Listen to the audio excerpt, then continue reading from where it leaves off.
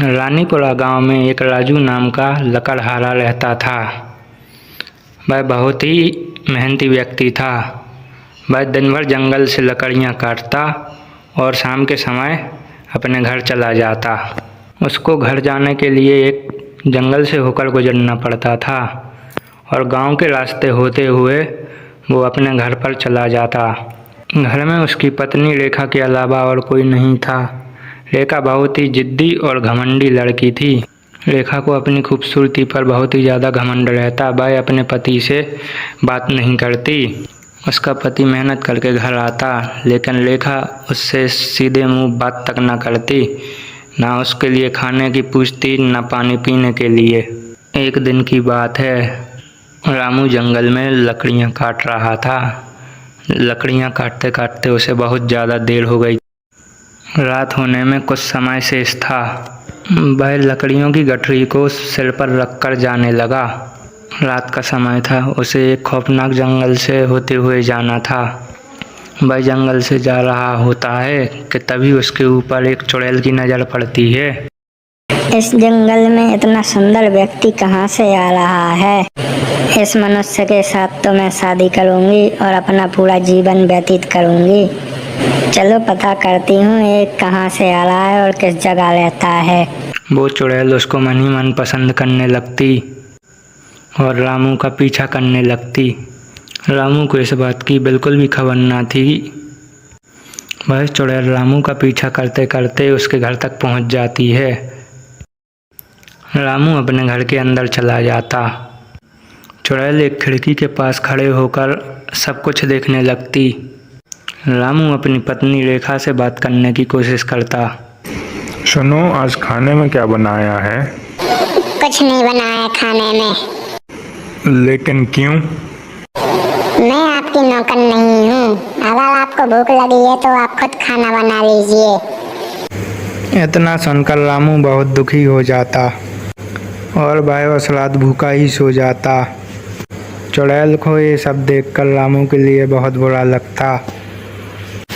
वह रामू की पत्नी को सबक सिखाने के बारे में सोचती और वापस जाकर जंगल में चली जाती। रोज की तरह रामू फिर से जंगल में लकड़ियां काटने के लिए जाता है। जैसे ही रामू जंगल के बीचों बीच से होकर गुजरता है, तब चुड़ैल उसे देख लेती। तब चुड़ैल रामू के घर के पास आती और घर के अंदर चली जाती। जैसे ही रामू की पत्नी चुड़ैल को देखती तो वो तुरंत जमीन पर गिर जाती और बेहोश हो जाती। तभी चुड़ैल अपने जादू से उसकी पत्नी को एक बिल्ली बना देती है और चुड़ैल रामू की पत्नी का रूप ले लेती। वह चुड़ैल रामू के लिए अच्छा स्वादिष्ट खाना बनाती। रामू की पत्नी जो बिल्ली बनी हुई थी, उसे यह सब देखकर बहुत आश्चर्यचकित हो रहा था। रोज की तरह रामू अपने घर आता। रामू की पत्नी रामू का बाहर इंतजार कर रही होती। जैसे ही रामू पास आता, तब रेखा बोलती, अरे आ गए आप? मैं आपका कब से इंतजार कर रही हूँ। रामू यह बात सुनकर थोड़ा आश्चर्यचकित हो जाता और वह बोलता, रेखा, तुम ठीक तो हो ना? हाँ जी, मैं बिल्कुल ठीक हूँ। चलिए अंदर चल के खाना खा लीजिए। मैंने आपकी मनपसंद का खाना बनाया है। फिर दोनों अंदर चले जाते। रामू रेखा के खाने की बहुत ज़्यादा तारीफ करता। पास में बैठी बिल्ली यह सब देख रही होती। उसको अपने पति के लिए बहुत बुरा लगता। खाना खाने के बाद दोनों सो जाते। रात का समय होता। चुड़ैल अपने असली रूप में वापस आ जाती और वह घर के बाहर जाने लगती। वह चुड़ैल बिल्ली से कहती, तुम्हारा पति मेरे साथ बहुत खुश है। तुमने कभी अपने पति की अच्छाइयों को पहचाना ही नहीं। अब मैं तुम्हारे पति का हमेशा ख्याल रखूंगी। चुड़ैल की बात सुन के रामू की पत्नी को बहुत बुरा लगता और वह अपने पति को याद करने लगती। रामू की पत्नी का घमंड चकनाचूर हो जाता है और चुड़ैल रामू की पत्नी बनकर वापस सो जाती। अगली सुबह रामू वापस जंगल में लकड़ी काटने के लिए जाता कि तभी उसे याद आता कि वह अपनी कुल्हाड़ी लाना भूल गया। रामू वापस घर की ओर चला जाता। वो चुड़ैल खुद को एक आईने में देख रही होती है, तभी उसका पति रामू वहाँ आ जाता।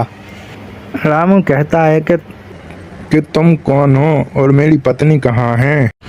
मैं एक चुड़ैल हूँ और मैं तुमसे बहुत प्रेम करती हूँ। मैंने तुम्हारी पत्नी को एक बिल्ली बना दिया। तुमने ऐसा क्यों किया? मेरी पत्नी को वापस ठीक कर दो पहले जैसे। मैं ऐसा नहीं करूँगी, तुम्हारी पत्नी तुम्हारे लिए बहुत परेशान करती। मैं अपनी पत्नी से बहुत प्रेम करता हूँ, कृपया करके मेरी पत्नी को ठीक कर दीजिए। इतना सुनकर चुड़ैल रामू की पत्नी को ठीक कर देती और चुड़ैल वापस जंगल चली जाती। रामू और लेखा अब दोनों खुशी खुशी रहने लगते। श्यामपुर गांव में एक घर था जहां सालों से कोई नहीं रहता था, लेकिन उस घर के सामने गांव के सारे लोग अपने अपने घर से रोटियां लाकर रखते हैं और थोड़ी ही देर में वो रोटियां गायब हो जाती है। सबको ही पता होता है कि उस घर में जो चुड़ैल है वो रोटियां खाती है, क्योंकि जिस दिन भी उस घर में किसी घर से रोटी नहीं जाती, उस घर में अगले दिन से खाना नहीं बन पाता और अजीब अजीब सी आवाजें आती हैं। एक दिन एक परिवार गांव में नया आता है। परिवार में एक अम्मा और उनका बेटा मोहन रहता है। मोहन बाजार से जाकर खाना बनाने का सामान लेकर आ जा। ठीक है माँ, जाता हूँ। और मोहन सामान लेकर आता है और माँ खाना बनाने में जुट जाती है। वो लोग गांव में नए रहते हैं और उन्हें कोई बताता भी नहीं है कि उनको उस घर के सामने रोज रोटी रखना है। खाना बना देती है और मोहन और अम्मा खाना खाकर सो जाते हैं। दिन सुबह जब अम्मा खाना बनाने जाती है तो जैसे ही रोटी बनती है गायब हो जाती है और अजीब सी आवाजें आती हैं। मोहन, हाँ अम्मा, क्या हुआ? मैं रोटी बना रही हूँ और रोटियां गायब हो रही हैं और अजीब सी आवाजें आ रही हैं, जैसे कोई हंस रहा हो। ऐसा कैसे हो सकता है अम्मा? आप न मेरे सामने रोटी बनाओ, देखते हैं। जैसे ही अम्मा रोटी बनाती है रोटी गायब हो जाती है और हंसने की आवाज आती है। मोहन भी चौंक जाता है। दोनों घबरा जाते हैं और गांव के मंदिर में जाते हैं और पंडित से पूछते हैं कि उनके साथ ऐसा हो रहा है। बेटा, गांव के बीचों बीच एक घर बना है, रोज उस घर के सामने 2-4 रोटी सुबह शाम रख दिया करो, तुम्हारी परेशानी दूर हो जाएगी। और उस घर के सामने जाकर कहना कि खाना बनते ही रोटी सबसे पहले इस घर के सामने रख कर जाओगे। लेकिन पंडित जी, ऐसा क्यों? मोहन के पूछने पर पंडित जी बताते हैं कि बहुत समय पहले की बात है। इस घर में एक औरत रहती थी। उसके घर में खाने के लिए कुछ नहीं था और उसके पास कोई काम भी नहीं था, तो वह लोगों के घर से रोटियां चुरा लेती थी। एक दिन उसने सरपंच के घर से रोटी चुराए और सरपंच ने उसे ऐसा करते पकड़ लिया। इसके बाद सरपंच ने उसको सजा दी कि उसे कोई खाना नहीं देगा और उस घर में उसे बंद करवा दिया। उसकी उसी घर में मौत हो गई और उसके बाद वो चुड़ैल बन गई और तब से ही उसके घर के सामने सबको रोटी रखना पड़ती है। जो ऐसा नहीं करता उसको वह बहुत परेशान करती है। तो आप लोगों ने कुछ किया नहीं जिससे उसको इस योनि से मुक्ति मिल जाए? हमने बहुत कोशिश की, लेकिन वो इस गांव से जाने तैयार ही नहीं है। ठीक है पंडित जी। मोहन अम्मा को लेकर वहां से घर चला जाता है और घर जाकर पंडित जो कहता है वही मोहन करता है। अम्मा, आज अच्छा खाना बनाओ, पूरी, हलवा, खीर और सब्जी। आज कुछ है क्या बेटा? नहीं अम्मा, बस अब आप रोज अच्छा अच्छा खाना बनाइए कुछ दिन और मुझे एक थाली परोस कर दे दीजिए। ठीक है बेटा। अम्मा को कुछ नहीं समझ आता कि मोहन क्या कर रहा है।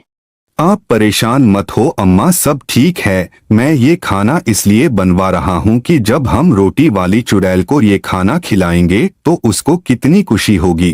हाँ बेटा। अब मोहन थाली लेकर जाता है और रोटी वाली चुड़ैल के घर के बाहर बैठ जाता है और कहता है कि चुड़ैल अम्मा बाहर आओ, मैं तुम्हारे लिए पकवान लाया हूँ। मैं तुमको अपने हाथ से पकवान खिलाऊंगा अम्मा। इतने में चुड़ैल मोहन के सामने आती है और मोहन उसको खाना खिलाता और सारा गांव उसको देखता है। और मोहन रोज चुड़ैल को पूछता है कि उसको खाने में क्या खाना है और रोज उसको अच्छे अच्छे पकवान खिलाता है। एक दिन चुड़ैल अम्मा ये बताओ तुम यहाँ अकेली कैसे रह लेती हो, तुमको बुरा नहीं लगता? लगता तो है, लेकिन मेरे साथ कौन रहेगा बेटा? आप वहाँ क्यों नहीं चली जाती जहाँ आपके जैसे ही लोग हों? हाँ बेटा, बात तो सही कह रहे हो। अम्मा वहाँ आपको अच्छा लगेगा। एक काम करो बेटा, वो लौटा है, मेरे घर के अंदर उसको जाकर नदी में बहा दो, मुझे मुक्ति मिल जाएगी।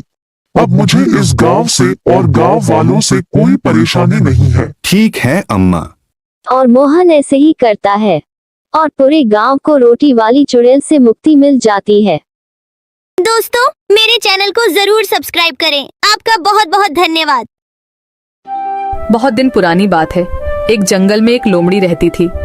वो इतनी चालाक थी कि अपनी शिकार और भोजन के लिए पहले तो वह जानवरों से दोस्ती करती और फिर मौका पाते ही उन्हें मारकर अपनी दावत बनाती। उस लोमड़ी की इसी आदत की वजह से उसे सभी दूर रहते थे। एक दिन उसे कहीं भोजन नहीं मिला तो वह दूर तक शिकार की तलाश में निकल पड़ी। उनके नजर एक तंदुरुस्त बंदर पर पड़ी। वह बंदर पेड़ पर चढ़ा हुआ था। वह लोमड़ी बंदर को देखकर सोचने लगी, इतना अच्छा और तंदुरुस्त बंदर है, अगर ये मेरे हाथ लग जाए तो कितना स्वादिष्ट भोजन मिल जाएगा मुझे। अब लोमड़ी का लालच बढ़ चुका था।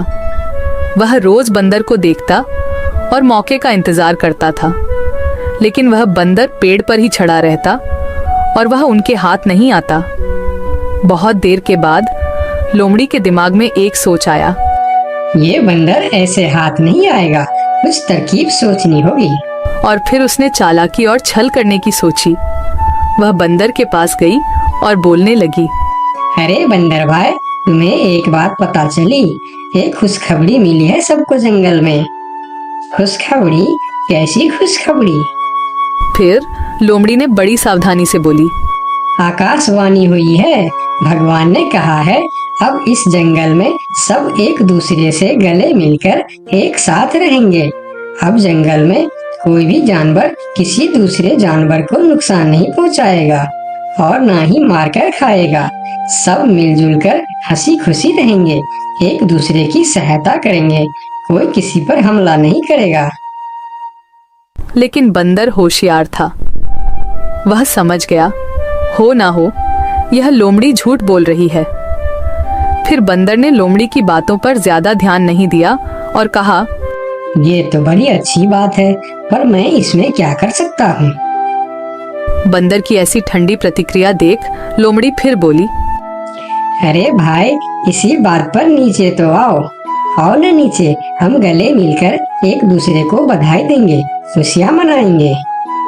बंदर अब लोमड़ी की चालाकी समझ चुका था, इसीलिए वह मुस्कुराते हुए बोला, ठीक है लोमड़ी बहन, लेकिन तुम पहले अपने उस दोस्त से तो गले मिलो जो तुमसे गले मिलने के लिए खुशी खुशी इसी तरफ दौड़े आ रहे हैं। मुझे वह पेड़ से दिख रहा है। लोमड़ी हैरान होकर पूछा, मेरे दोस्त? कौन सी दोस्त? अरे लोमड़ी बहन, शिकारी कुत्ते, वह भी तो हमारे दोस्त ही है ना। वह भी शायद तुम्हें बधाई देने आ रहे हैं। शिकारी कुत्ते का नाम सुनते ही लोमड़ी थर-थर कांपने लगी। वह बहुत डर गई, क्योंकि उसे लगा अगर हम यहाँ थोड़ी देर और रुकेंगे तो यह बंदर भले ही हमारे शिकार बने न बने, लेकिन मैं उस शिकारी कुत्ते का शिकार जरूर बन जाऊंगी। इसलिए उसने अपना जान बचाना ही भला समझा और वहां से भागने लगी। और फिर बंदर ने लोमड़ी को हंसते हुए कहा, अरे बहन, कहाँ भाग रही हो? अभी तो हम सब दोस्त है ना, तो डर किस बात का? थोड़ी देर रुको। अरे रुको तो सही। फिर लोमड़ी थोड़ी रुकी और बोली, अरे भाई, दोस्त तो है, लेकिन शायद शिकारी कुत्ते को ये खबर नहीं मिली होगी।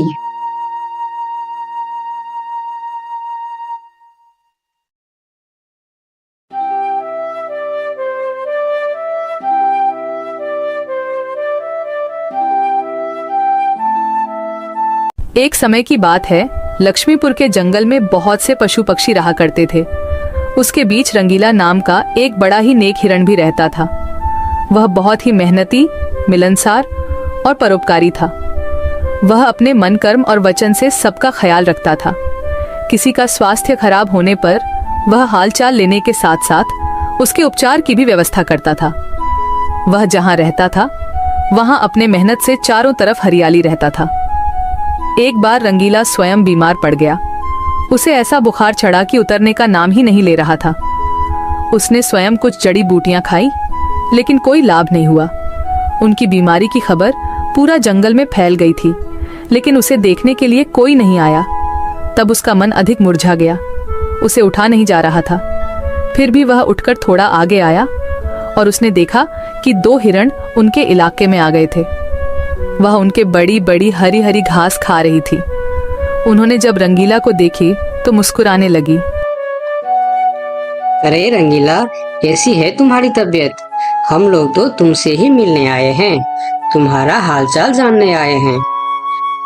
हाँ रंगीला, मैंने सुना तुम्हारी तबीयत बहुत खराब है, तो हमसे रहा नहीं गया, इसीलिए चले आए हैं। अब बताओ, कैसी तबीयत है तुम्हारी? तबीयत में कुछ सुधार नहीं आया है, अब कोई दूसरी दवा लेनी पड़ेगी। हाँ हाँ, अच्छी दवा लेना और अपनी ख्याल रखना। अब तुम आराम करो, हम चलते हैं। रंगीला मुड़कर अपनी घर के तरफ चला गया और इधर दोनों हिरण फिर से रंगीला के इलाके के हरे हरे घास खाने लगी। हमने इस जगह के बारे में जितना सुना था उससे कहीं ज्यादा पाया। रंगीला ने बड़ी मेहनत से ये गुलशन सजाया है। चारों तरफ हरियाली ही हरियाली है। देखकर और खाकर तबीयत खुश हो गई। अभी पेट भरकर खा लेता हूँ, फिर कल रंगीला से मिलने के बहाने आ जाऊंगा। हमें रंगीला से क्या काम, हमें तो यह हरियाली खींच लाई है। चलो हम फिर कल आएंगे रंगीला से मिलने के बहाने। जब दोनों हिरण का पेट भर गया तब वह वहां से चले गए और अपने इलाके में जाकर वह रंगीला के इलाके के हरे हरे घास के बारे में तारीफ करने लगे। अरे भाई, यहाँ सूखे घास खाकर पड़े हो, वहाँ जाओ रंगीला के दरबार में, रंगीला का हालचाल पूछो और पेट भर के हरे हरे घास खाओ। बहुत अच्छा है रंगीला, उसके बीमार होने पर भी हमें हरे हरे घास खाने के लिए मिल रहे हैं। रंगीला बहुत अच्छा है, बड़ा ही नेक हिरन है, उसके बीमार होने पर भी हमें हरे हरे घास खाने के लिए मिल रहा है। इससे अच्छी बात और क्या हो सकती है। वहाँ बहुत सारे हिरण की टोली बन गई। वह सब रंगीला के पास पहुँच गए और रंगीला का हालचाल पूछने लगे। पहले तो रंगीला को इस बात की बहुत खुशी हुई कि कितने सारे लोग इनके हालचाल पूछने आ गए, लेकिन उसके बाद का नज़ारा देखकर रंगीला का सर चकरा गया। सारे हिरण उनके इलाके के घास खाने में जुट गए थे। कुछ हिरण तो फल भी खा रहे थे। उनके पास सर उठाकर इधर उधर देखने की भी फुर्सत नहीं थी। रंगीला बेचारा मन ही मन सोचने लगा कि यह लोग मेरे पास 2 घड़ी भी नहीं रुके और घास खाने में जुट गए। अगर यही हाल रहा तो मेरे इलाके के सभी घास खत्म हो जाएंगे, मेरे खाने के लिए भी कुछ नहीं बचेगा। लेकिन उसके थोड़ा देर बाद ही उनका मित्र भालू वहां आ गया। उसके आने में देर हो गया था। माफ करना दोस्त, मुझे आने में देर हो गई है। तुम्हारे लिए औषधि लाने बहुत दूर चला गया था। औषधि तो मिल गई, लेकिन आने में थोड़ी देर हो गई। ये जड़ी बूटी तुम जल्दी खा लो और जल्दी से ठीक हो जाओ मेरे दोस्त। रंगीला ने वह औषधि खाई और कुछ देर बाद ही उसे आराम मिलने लगा। उसका दोस्त भालू उनके साथ ही रुका रहा और 2 दिन के बाद रंगीला का तबीयत ठीक हो गई। लेकिन उनके खाने के लिए न कोई घास बचा था, न कोई फल बची थी। उनकी सारी मेहनत पर पानी फिर गया था। वह बहुत उदास हो गया। दोस्त रंगीला, मैं जानता हूँ ये मतलब का संसार है। ज्यादातर यहाँ सब दोस्ती दिखावा का ही करते हैं। सब अपने फायदे की सोचता है। तुम चिंता मत करो, हम दोनों मिलकर यहाँ फिर से अपना गुलशन सजाएंगे, एक नई दुनिया बनाएंगे। इस कहानी से हमें यह सीख मिलती है कि मन में कपट रखने वाला मित्र शत्रु से भी ज्यादा खतरनाक होता है। कि एक गांव में एक औरत का कोई बच्चा नहीं था। वह औरत गांव के मुखिया की पत्नी थी। उसकी शादी को काफी समय हो गया था। सब लोग उसे बांझ कहा करते थे। सारे गांव वाले उसका मुंह भी नहीं देखना चाहते। कहते थे कि इसका मुंह देख लिया तो पूरा दिन बेकार चला जाएगा। पर मुखिया की पत्नी थी, इसलिए लोग थोड़ी बहुत बातचीत कर लिया करते थे। एक दिन गांव में एक फकीर बाबा भिक्षा मांगते हुए आ पहुंचता है तो वह बातों ही बातों में उसका हाथ देखने लग जाता है और कहता है, आपको बच्चा नहीं है ना? वह बोली, आपको कैसे पता चला? हम हस्तरेखा में निपुण है और हाथ देखकर यह बता सकते हैं कि क्या होने वाला है, क्या होगा।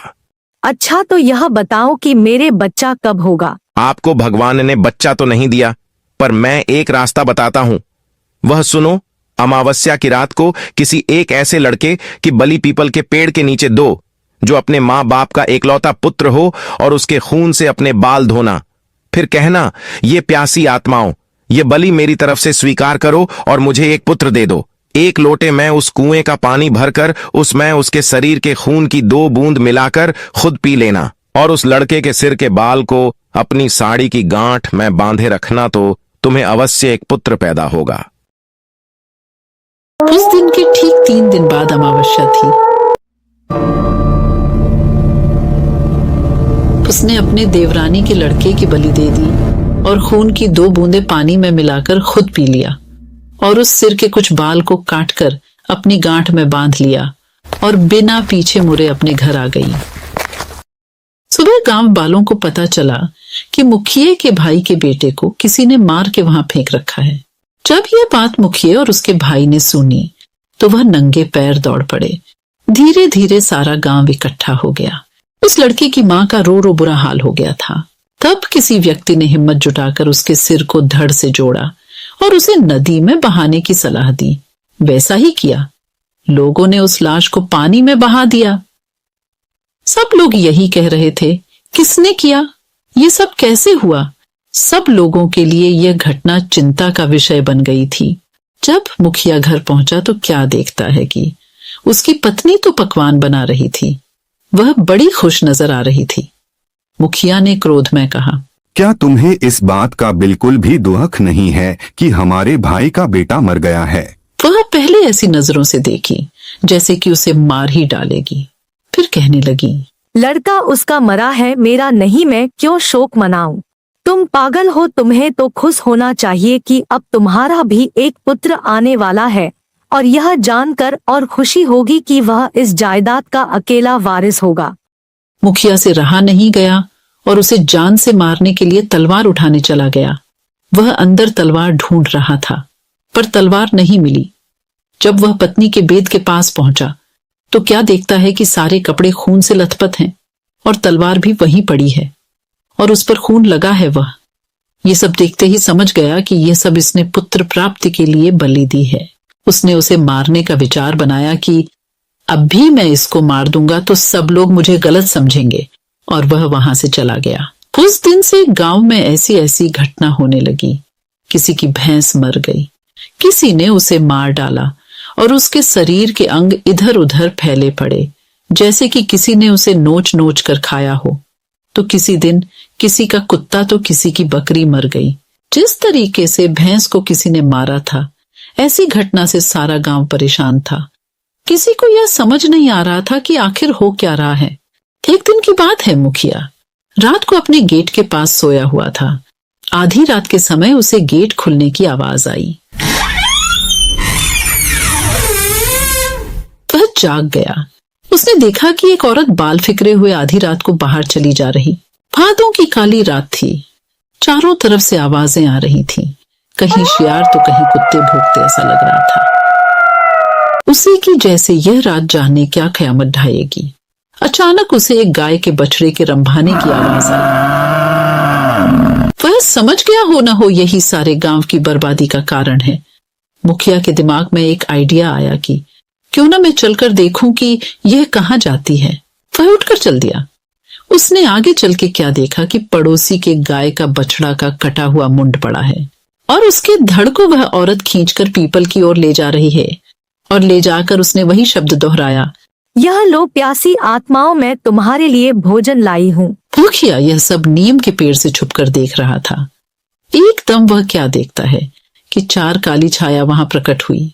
उसने अपनी जिंदगी में ऐसा दृश्य कभी नहीं देखा था।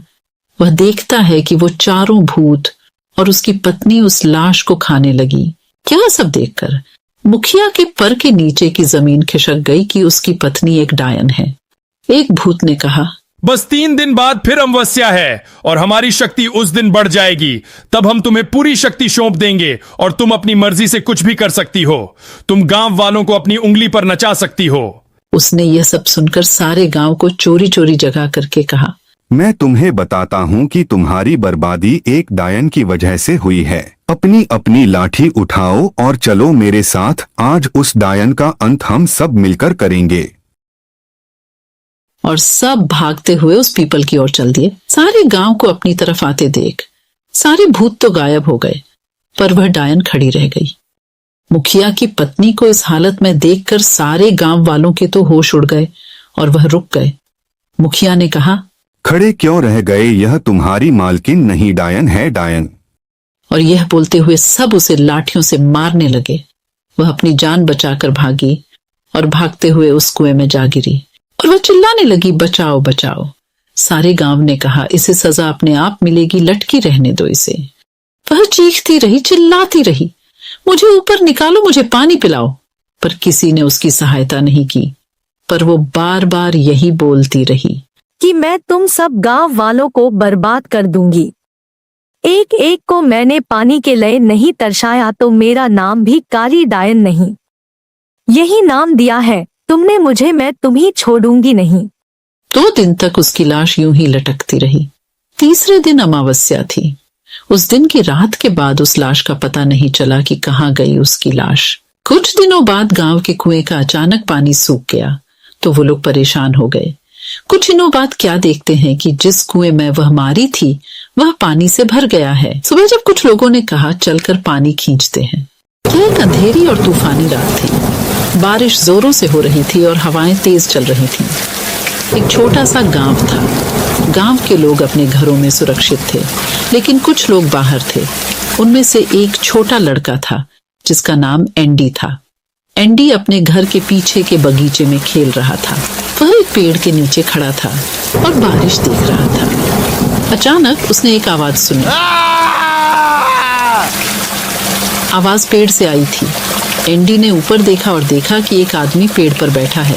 आदमी का चेहरा काला था और उसके बाल लंबे और सफेद थे। उसके हाथ लंबे और पतले थे और उसके नाखून लंबे और कांटेदार थे। आदमी का चेहरा क्रोध से भरा था। उसने एंडी को देखा और कहा, मुझे तुम्हारा खून चाहिए।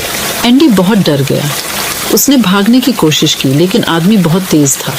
उसने एंडी को पकड़ लिया और उसके गले पर दांत गड़ा दिए। एंडी चीखता रहा, लेकिन कोई सुनने वाला नहीं था। आदमी ने एंडी का खून पिया और फिर वह गायब हो गया। एंडी को बचाया नहीं जा सका। उसका शरीर पेड़ के नीचे पड़ा मिला। उसके गले पर दांत के निशान थे। गांव के लोगों को बहुत दुख हुआ। उन्होंने एंडी का अंतिम संस्कार दिया और उसके लिए प्रार्थना की। लेकिन एंडी की मौत अभी भी रहस्य थी। कोई नहीं जानता था कि आदमी कौन था और वह कहां से आया था। एंडी की मौत के बाद गांव के लोग बहुत डर गए। वे रात में या फिर तूफान में बाहर जाने से डरते थे। वे सोचते थे कि वह डरावना आदमी फिर से आ सकता है और उन्हें भी मार सकता है। लेकिन कोई भी कुछ नहीं कर सका, क्योंकि वह डरावना आदमी बहुत शक्तिशाली था। आए दिन गांव में कोई न कोई व्यक्ति गायब हो रहा था, या फिर उसकी मृत शरीर खेतों या फिर पेड्डे के पास मिलती थी। एक दिन एक बूढ़ी महिला गांव में आई। उसने गांव के लोगों को बताया कि मैं एक जादूगर हूँ। मैं उस डरावने आदमी को ढूंढ सकती हूँ और उसे मार सकती हूँ। गांव के लोग बहुत खुश हुए। उन्होंने बुजुर्ग महिला से मदद करने के लिए कहा। बुजुर्ग महिला ने उस पेड़ के पास जाकर संस्कृत में मंत्र पढ़ा। मंत्र के प्रभाव से पेड़ सूख गया और गिर गया। पेड़ के नीचे आदमी का भी शव पड़ा था। यह वही था जो पिछले कई महीनों से गांव के लोगों का खून चूस रहा है और उन्हें मार रहा है। बुजुर्ग महिला ने आदमी के शरीर को जादुई मंत्र से जला दिया। उसने गांव वालों को बताया कि यह आदमी एक पिशाच था। पिशाच एक प्रकार का भूत होता है जो इंसानों का खून पीता है। अब आप सब गांव के लोग सुरक्षित हैं। गांव के लोग बहुत खुश हुए। उन्होंने बुजुर्ग महिला को धन्यवाद दिया। बुजुर्ग महिला अब उसी गांव में रहने लगी और आसपास के दूसरे गांव में भी जाकर वहां के भूत पिशाचों को मारा करती थी। बुजुर्ग महिला ने जब से उस डरावने आदमी को मार दिया, उस समय से गांव में सभी लोग सुरक्षित थे। लेकिन पता नहीं कहां से एक चुड़ैल उस गांव में आ गई थी। वह चुड़ैल उस बूढ़ी जादूगरनी को खोजते हुए यहाँ आई थी, क्योंकि कई वर्षों पहले जब वह बूढ़ी जादूगरनी जवान हुआ करती थी, तब उसने इस चुड़ैल को एक पेड्डे में ही कैद कर दिया था, जिसकी वजह से यह चुड़ैल कई वर्षों तक एक सुनसान जंगल के एक पेड्डा में बंधी रही थी। इसलिए उस चुड़ैल ने उस जादूगरनी महिला को मारने की प्रतिज्ञा ले रखी थी।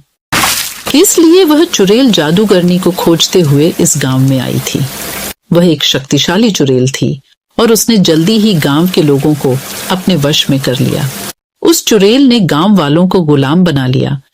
हर हफ्ते गांव के किसी एक व्यक्ति को चुड़ैल आपले भोजन के लिए मारकर खा लिया करती थी। गांव वाले चुड़ैल से मुक्त होना चाहते थे, लेकिन वे कुछ नहीं कर सकते थे क्योंकि वह बहुत शक्तिशाली थी।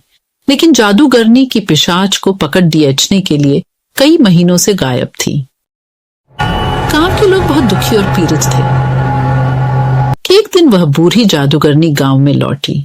वह जिस पिशाच को पी के आने गई थी वह बहुत ताकतवर था और महिला अब बूढ़ी हो चुकी थी।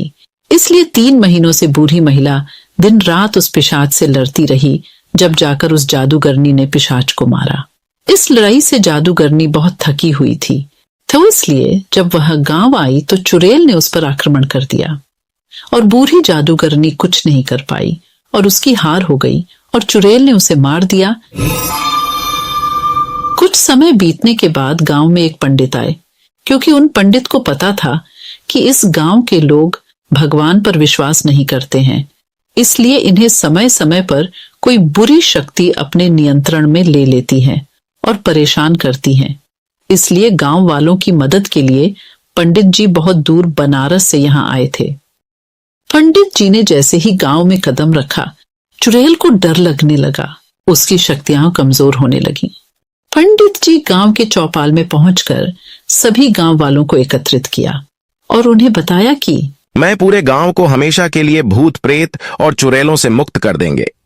गांव वालों ने इसका उपाय पूछा तो पंडित जी ने बताया कि यहाँ से 1 किलोमीटर की दूरी में एक हनुमान जी का मंदिर बनाओ और वहां सुबह शाम आरती और धूप दीप करो। इसके अलावा जब भी तुम्हें लगे कि चुड़ैल तुम्हारे आसपास हैं, तो हनुमान चालीसा पर हो, वह तुम्हें छू भी नहीं पाएगी। चुड़ैल पंडित को मारना चाहती थी, लेकिन वह कुछ भी नहीं कर पा रही थी। तभी पंडित जी ने बहुत तेजी से शंख को बजाया और शंख की आवाज सुनते ही उस चुड़ैल की शक्तियां कुछ समय के लिए गायब हो गईं। वह जल्दी से वहां से उड़कर दूर जंगल में चली गई। गांव के लोगों ने वैसा ही किया जैसा कि पंडित जी ने कहा था। गांव के लोग अब पूजा पाठ करने लगे थे, जिसकी वजह से वह चुड़ैल कभी भी गांव में नहीं आ पाई। वह जंगल में ही रहकर अपने शिकार को खोजा करती थी। लेकिन जब भी गांव वाले जंगल जाया करते थे तो वह हनुमान चालीसा का पाठ करते हुए जंगल जाते थे। इसलिए चुड़ैल को जब हनुमान चालीसा के बोल सुनाई देते तो वह वहां से उड़कर दूर चली जाती थी। इस तरह देखते ही देखते पूरे भारत में गली गली में मंदिर बन गए और हर कोई हनुमान चालीसा का पाठ करता हुआ आपको मिल ही जाएगा।